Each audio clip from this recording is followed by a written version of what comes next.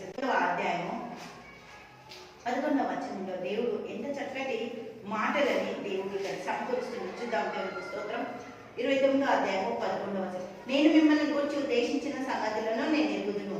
రాబో కాలమందు మీకు నిరీక్షణ కలుగునట్లుగా అవి సమాధానకరమైన ఉద్దేశములే కానీ హానికరమైనవి కావు. ఇదే యెహోవా వాక్కు.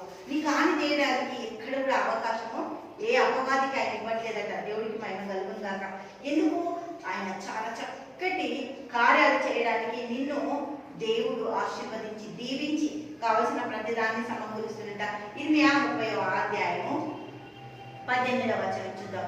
యెహోవా ఈ మాట సెలవిచ్చి ఉన్నాడు. యాకోబు నివాస స్థలము కరుణించి, దేవునికి స్తోత్రం, వాని గుడారమును నేను చెరలో నుండి రప్పిస్తును.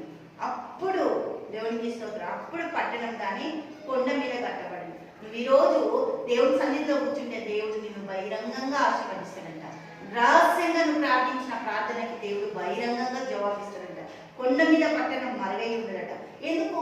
ఇవన్నీ చేయడానికి ఏంటి అంటే దావీదు చేసిన ప్రార్థనలు మనము చక్కటి ప్రార్థనలు నేర్చుకొని చక్కటి ప్రార్థన టైం దేవుడికి ఇచ్చి చక్కటి ప్రార్థనతో మన జీవితాలు కట్టుకోవడానికి దేవునికి స్తోత్రం. అలాగే ఇర్మియా 31వ అధ్యాయము 3వ వచనంలో దేవాది దేవుడు ఏమంటాడు తెలుసా? దేవుడికి మహిమ కలుగును గాక. హల్లెలూయా.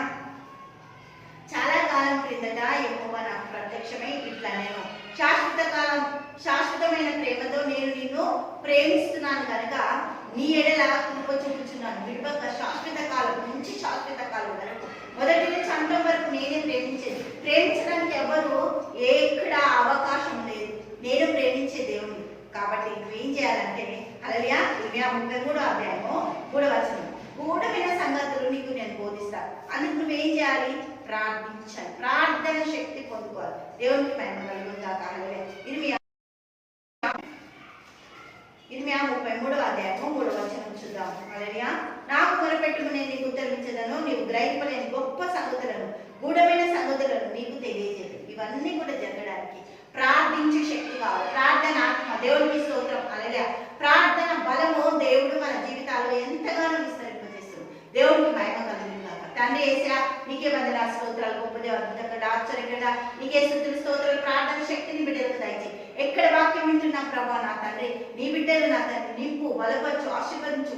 ప్రార్థన శక్తితో దావీదును నడిపించినట్టు నాయన రహస్యమైన గుణమైన సంగతులు చెప్తూ నీ బిడ్డలను ఆశీర్వదిస్తున్నందుకు కృతజ్ఞతలు చెల్లిస్తూ యేసు నామములో ప్రార్థిస్తున్నాము తండ్రి.